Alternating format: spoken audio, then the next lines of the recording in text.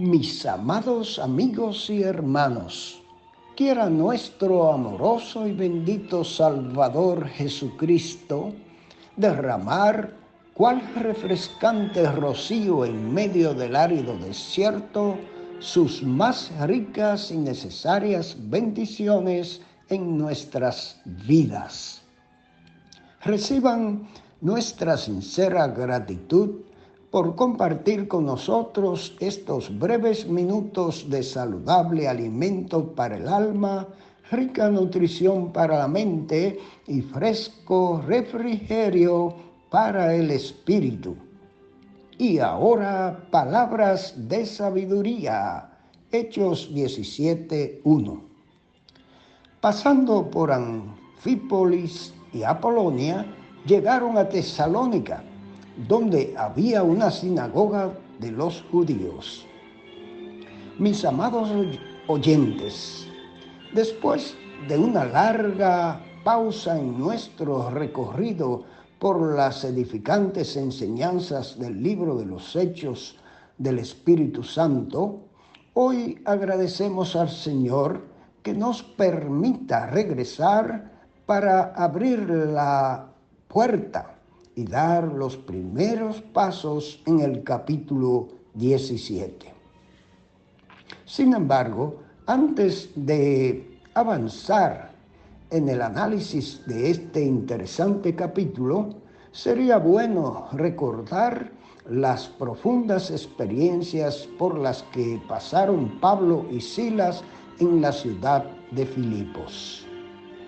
Experiencias marcadas con grandes éxitos, pero también con grandes pruebas y vicisitudes.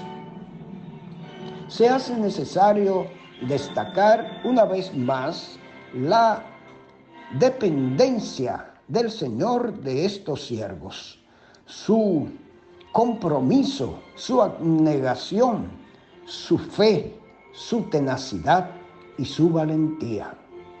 Independientemente del impulso y fuerzas del Espíritu Santo, el apóstol Pablo solo puede compararse con el apóstol Pablo. Solo él en la historia del cristianismo y solo él de todos los discípulos del Señor se atrevió a decir: sean imitadores de mí, así como yo de Cristo.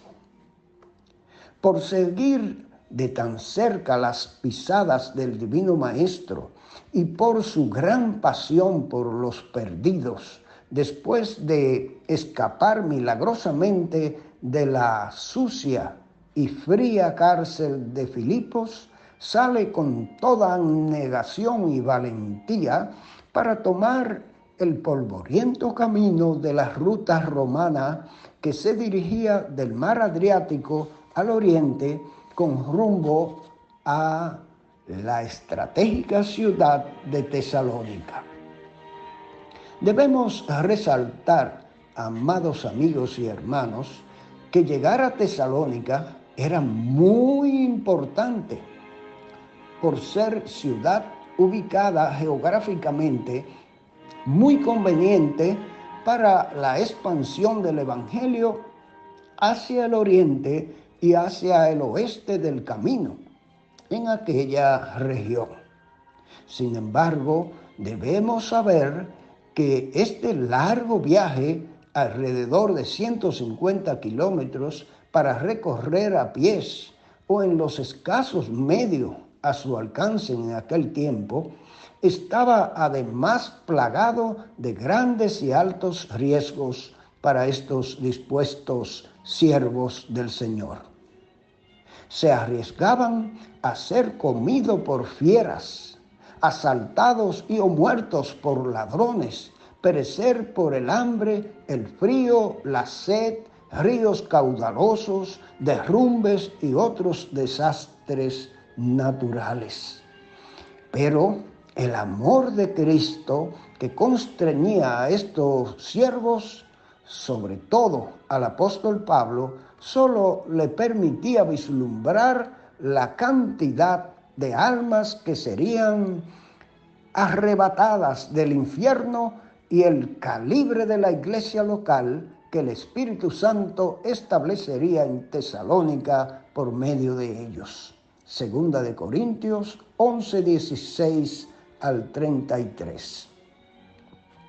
Y para conocer un poco más sobre el desafiante e importante recorrido, les invito a escuchar los siempre edificantes comentarios de Matthew Henry, traducidos y adaptados al castellano por don Francisco Lacueva, hoy con el tema Viaje y predicación de Pablo a Tesalónica, parte 1, Hechos 17, 1 al 4. Las dos cartas de Pablo a los tesalonicenses nos presentan a tal iglesia con tan brillantes rasgos que no podemos menos de sentirnos gozosos al leer el informe de la fundación de aquella comunidad. A pesar de lo mal que habían sido tratados en Filipos, Pablo y Silas no se retiraron a descansar ni desistieron de su ministerio. La oposición que habían encontrado, según 1 Tesalonicenses 2:2, en lugar de acobardarles, los animó más todavía, lo cual ciertamente no habían podido efectuar por sí mismos si no hubiesen sido capacitados por un poder venido de arriba. Ellos pasaron por Anfípolis y Apolonia. Al ser grandes las distancias para caminar a pie, 48 kilómetros de Filipo a Anfípolis, 46 desde Anfípolis hasta Apolonia y 57 desde allí hasta Tesalónica. Es de suponer que se detuviesen en aquellas ciudades lo suficiente para proclamar allí el Evangelio de la salvación y preparasen el camino para la venida de otros misioneros. Halló en Tesalónica, la actual Salónica, una sinagoga de los judíos y allá se fue, como acostumbraba, y por 3 sábados discutió con ellos basándose en las Escrituras. No es en argumentos llamados de razón o en tradiciones de escuela o denominación como hemos de basarnos para proclamar el Evangelio. Estos judíos tenían con Pablo una base común de estudio y discusión. Era la Biblia, el Antiguo Testamento de las Escrituras, y sobre esa base es como les predicó Pablo a Cristo crucificado y resucitado. Nótese la semejanza con las palabras del propio Jesús en Lucas 24, 26 y 46.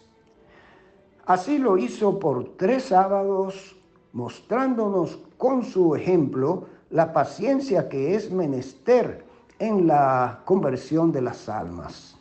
También Dios espera a que se conviertan los pecadores. No todos son cambiados en un instante como el propio Pablo o el carcelero de Filipos. Pablo les demuestra que no solo era conveniente, sino necesario que el Mesías padeciese muerte y recibiese resurrección de los muertos.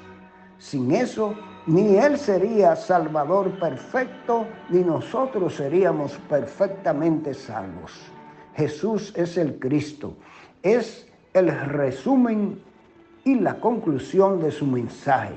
Y así deben predicar los ministros del Evangelio. El fruto que allí se logró fue abundante. Y algunos de ellos, dice la palabra, creyeron y se juntaron con Pablo y con Silas. Quienes se convierten a Cristo entran en comunión con los ministros de Cristo y con todos los demás convertidos a Cristo. Además de algunos judíos, también se convirtieron de los griegos piadosos, gentiles temerosos de Dios, gran número, dice la palabra, y mujeres principales, no pocas. La iglesia de Tesalónica estaba formada en su mayoría de gentiles convertidos, como vemos por 1 Tesalonicenses 1:9.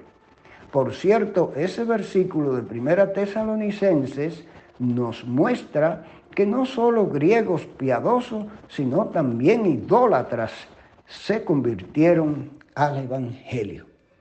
Así es, mis amados oyentes. El Evangelio es poder de Dios para salvación.